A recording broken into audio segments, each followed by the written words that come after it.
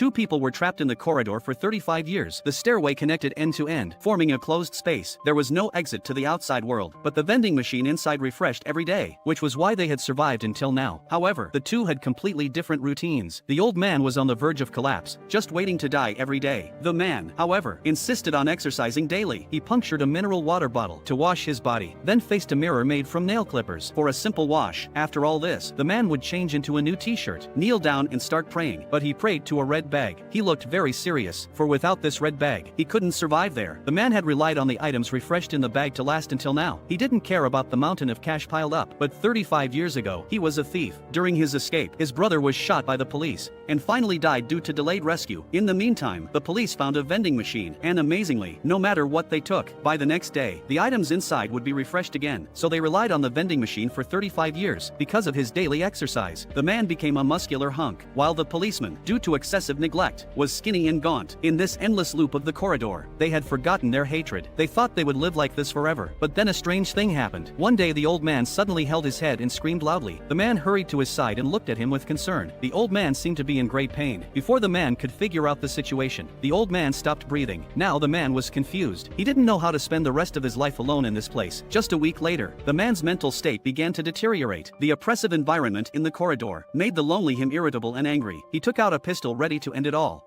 To escape the German pursuit, the Jewish man hid in an abandoned hospital. He survived on leftover food and dirty water alone. The next day, the Germans carried out destruction and cleaning in the hospital. The man was terrified. He climbed over the wall to leave the hospital, but accidentally sprained his ankle. He had no time to rest and ran toward the ruins again. He crossed the ruins and crawled into a hole to find food. He wandered around the cabin. Finally, he found a can. Before he could open the can, the sound of cars came from outside. He held the can and fled to the top floor, pulled up the crawling ladder, then hid in the attic. He didn't dare go downstairs until nightfall. The man tried to open the can, but accidentally knocked it over. At that moment, a German captain appeared in front of him. After learning that the Ladislaw was a pianist, the captain did not harm him. Instead, he took him into the room and asked him to play a piece of music. The weak the Ladislaw sat down and began to play the piano. The beautiful music drifted over the ruins, moving the captain deeply. He believed what the Ladislaw had said, so he told the Ladislaw to go back to the attic and continue hiding there. Then he left. The next day, the captain came again, bringing him food. He told the Ladislaw to strive to survive. Soon, the Germans were ready to withdraw. Before leaving, the captain left him a lot of food and even took off his own clothes for him. The Ladislaw was deeply moved, but the captain asked for his name, hoping to hear his performance in the future. A few days later, the Polish national anthem sounded outside the house. The war was won. He couldn't wait to walk out the door. Looking at his compatriots not far away, his heart was filled with excitement. The days of hiding were finally over. The Germans were imprisoned in concentration camps as prisoners of war. A musician accused them of destroying his musical instruments. The captain ran over from the crowd. He asked the musician if he knew the pianist the Ladislaw. Fortunately, the musician was just the Ladislaw's friend. He told the musician about himself and the Ladislaw, hoping the Ladislaw could help him this time. Everything returned to normal. The Ladislaw was still a famous pianist. When he learned the news, it was already too late. The prisoner of war camps were all gone. The Ladislaw recalled the past, feeling a faint regret. Finally, he restarted his performance career in Warsaw. As for the captain, he died in the prisoner of war camp soon after.